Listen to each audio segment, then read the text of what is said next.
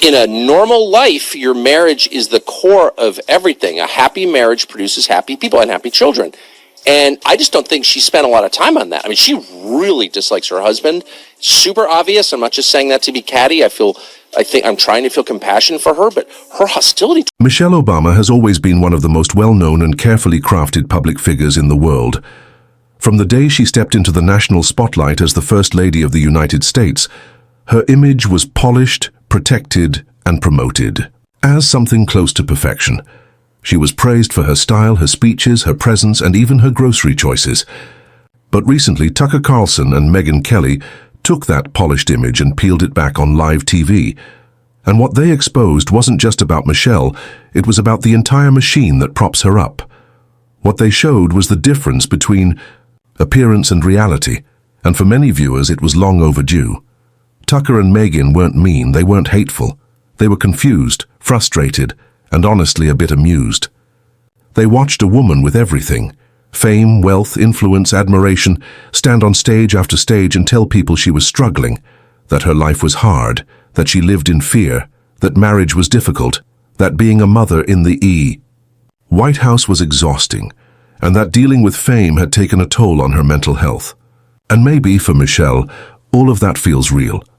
But for the millions of Americans who are struggling to pay rent, put food on the table, or keep their lights on, hearing someone complain about the burden of being rich and famous feels more like a slap than solidarity. When Michelle recently appeared on a podcast and was asked what scares her, she responded in a way that made Carlson blink in disbelief. She didn't talk about personal fear. She said her fears were about others, about the streets, about immigrants, about what could happen in this country. But as Megyn Kelly pointed out, she said this while living in a multi-million-dollar mansion, guarded by security, protected by walls, and driven around in a private motorcade. It's not that fear isn't real, but it's hard to take seriously when it comes from someone who lives in one of the safest bubbles on earth. There was also the issue of her tone. Time and again, Michelle uses the language of struggle, sacrifice, and service. But when you break it down, what you often find isn't struggle. It's luxury dressed up as hardship. Remember when she said being First Lady was really hard? She had a chef, she had private travel, she had staff. She had one of the most privileged roles in the world. And yet, she painted the picture of a woman who was barely surviving. This contrast, this disconnect, is what Tucker and Megyn laid bare. They weren't just calling her out. They were asking everyone watching to stop pretending that elite privilege equals oppression. Michelle's public image is full of contradictions.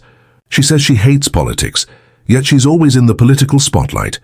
She says she's not running for office, yet she continues building a brand, releasing books, giving speeches, and keeping her name in the headlines. She says she's just like everyone else, yet her life is anything but ordinary.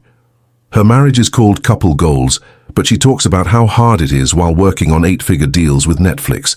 She talks about staying grounded while flying on private jets and speaking to crowds in stadiums with tickets that cost more than most people's monthly wages. And this isn't about jealousy. No one is saying Michelle Obama shouldn't be successful, but when success is constantly framed as struggle, it becomes harder and harder to take seriously. And that's what Tucker and Megyn pointed out. They called out the performance, the image management, the storytelling that turns wealth and fame into something that looks like a burden. They reminded viewers that while Michelle talks about fear and hardship, most Americans are dealing with real everyday problems. Problems like rising costs, job insecurity, and communities in decline. Not the lighting on a Netflix set or the pressure of giving a TED Talk. Then there's the question of authenticity. Michelle talks a lot about being real, about being true to herself. But how real can someone be when every word is calculated? Every outfit is chosen by a stylist, and every interview takes place in a room that looks like it was designed by a Hollywood set director. She's not a villain. She's a product, a symbol, a brand. And like any good brand, she knows how to sell herself, whether it's a memoir, a podcast, or a lifestyle. But that's the issue. When every part of your life is part of a product launch, how can people trust what's genuine and what's just marketing? Megyn Kelly highlighted this beautifully when she talked about Michelle's speech on never feeling good enough. Now, imagine that. A woman who went to Princeton and Harvard, who lived in the White House, who wrote a best-selling book, who is adored around the world, standing in front of a crowd and saying she doesn't feel good enough. What does that say to the young girl? Working 2 jobs to afford community college. What does it say to the family living paycheck to paycheck? Does it empower them, or does it just make their reality feel invisible? Tucker took it further. He talked about the bigger trend in America, how the most privileged people are often the most unhappy, the most restless, the most self-involved. And it's true. In many ways, Michelle's constant need to tell the world about her inner struggles is a reflection of something deeper. That having everything still doesn't fill the void. That chasing status, money, and influence might make you rich, but it doesn't necessarily make you content. And so, we get these contradictions. These moments where someone who has it all still says it's not enough. And then we get to the food. Yes, the food. Michelle Obama's campaign to make school lunches healthier was noble on the surface. Who wouldn't want kids to eat better? But the execution left a bad taste, literally. Middle schoolers were served turkey wraps that looked like experiments gone wrong, dry carrot sticks, and mystery quinoa. Cafeteria workers were overwhelmed. Kids were frustrated. And Tucker joked that she ruined pizza for a generation. Meghan reminded people that Michelle's own meals were nothing like the ones being served in public schools. While kids were being handed soggy vegetables, the Obama kitchen was serving up gourmet dishes prepared by private chefs. Again, it's the contrast, the gap between what's said and what's done. And it's not just about food, it's about lifestyle. Michelle promotes balance, wellness, purpose, and positivity, but she does it from a place of extreme privilege. And while that doesn't make her message wrong, it makes it harder to connect. It makes it feel more like a lecture than inspiration, especially when it's followed by a book tour, a media campaign, or a new podcast episode. Let me continue the script in the next message. Picking up from where we left off, Michelle Obama talks a lot about empowerment, especially for women and young girls. And that's great. But when that message comes wrapped in designer clothes backed by PR firms and followed by million-dollar contracts, it stops feeling like motivation and starts feeling like marketing. And that's what Tucker and Meghan were trying to say, that somewhere along the way the line between inspiration and performance got blurry. Michelle says, "I'm just like you," but she lives a life most people can't even imagine. That doesn't mean she hasn't worked hard. But it does mean she should be more careful when comparing her story to the average American's. They also talked about Michelle's relationship with the media, how she's constantly praised, protected, and promoted, how she's given glowing interviews, fawning coverage, and endless airtime, and yet she still talks like she's under attack, still talks like she's not appreciated. But if Michelle Obama isn't appreciated in America, who is?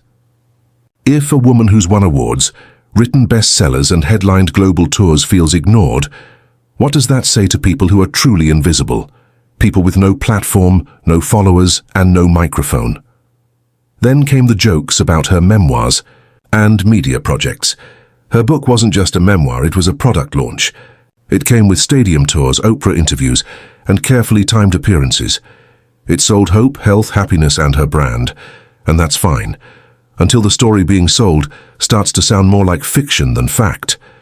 When hardship becomes a marketing tool, it stops being relatable and starts being suspicious. And that's where the criticism hits, not because Michelle is rich or famous, but because she keeps selling her story as if it's still a struggle. Meghan pointed out how Michelle often acts like her celebrity is a burden, like being recognized in public is a problem, like living in the White House was stressful. But again, most people would trade places in a heartbeat. Most people would love that kind of stress, because it's not the kind of stress that comes with unpaid bills or empty fridges. It's the stress of maintaining a public image, of keeping up appearances, of balancing brand deals, and that's not nothing. But it's also not the same thing as real daily hardship. And of course, there was the talk about politics. Michelle says she doesn't want power, says she's not interested in office, but at the same time she's everywhere. She's writing about leadership, talking about the future, making public appearances that look a lot like campaign stops. And Meghan suggested that maybe, just maybe, she's planning to run. Not because she loves politics, but because it's the last box left to check. She's done everything else. This would be the final step in the Michelle Obama empire, and honestly, it wouldn't be a surprise. But even if she never runs, the influence is already there. Michelle's words matter, her image matters, and the way she frames her life matters. Because people listen, people follow. And when someone with her platform says life is hard, it sends a message, one that might not land the way she intends. Because when a millionaire says they don't feel good enough, it doesn't inspire people. It confuses them. It makes them wonder if the whole system is broken. If success is never enough, then what's the point? Tucker and Meghan weren't attacking her as a person. They were challenging the image, the brand, the way Michelle's story is packaged and sold, because that packaging is powerful. It shapes how people see politics, success, and struggle. And if that packaging is misleading, people have a right to ask questions, to point out the gaps, to say, wait a minute, this doesn't add up. And it's not just Michelle, it's a wider trend, a cultural shift where success is downplayed and struggle is performed, where people at the top feel the need to talk like they're still climbing the ladder, even when they're already sitting on the roof. It's a kind of role-playing where everyone wants to be seen as humble, relatable, and grounded, even when they're not, even when they haven't been for a long time. Michelle Obama has been called many things, an icon, a role model, a trailblazer, and in many ways she is. But she's also a symbol of something bigger, the way modern public figures blur the line between real and rehearsed, between truth and branding, between message and merchandise. And that's what Tucker and Meghan exposed. Not a dark secret in the scandalous sense, but a reality behind the curtain, a look at the machinery, a reminder that what we see on stage is often the result of careful planning and image control. Even her stories about marriage and parenting, while they may come from a real place, are told in a way that fits the brand. That supports the narrative, that sells the lifestyle, because that's what it is now, a lifestyle. Michelle Obama isn't just a person. She's a brand, a voice, a business, and that's fine. But when that brand talks about pain, struggle, and sacrifice, it needs to be done with care, with context, with honesty. Otherwise, it becomes a performance. And performances don't build trust. They build distance. Let's continue with the rest of the script in the next message. Continuing the script, Michelle often talks about her role as a mother, especially during her time in the White House. She says it was hard to raise her daughters under the spotlight, with all the attention and expectations. And yes, that probably came with pressure. But again, that pressure came with privileges most parents could only dream of. Nannies, private tutors, full-time staff, security, the best doctors, the best schools. It wasn't just parenting, it was luxury parenting. And when she talks about how hard that was, it feels disconnected from the reality of most moms who are juggling work shifts, babysitters, and school runs with no help at all. There's also the irony of how often she complains about the public attention, yet constantly steps back into it. She could live a quiet life out of the spotlight with her wealth and comfort, but she chooses to stay visible, to talk, to appear on shows, to publish books, to do podcasts. And that's her right. But she can't do all that and then also claim she's tired of being seen. It doesn't work that way. You don't get to stand on a global stage and then say the spotlight is too bright. You either step off or own it. Tucker and Meghan also brought up her messaging about race. Michelle has repeated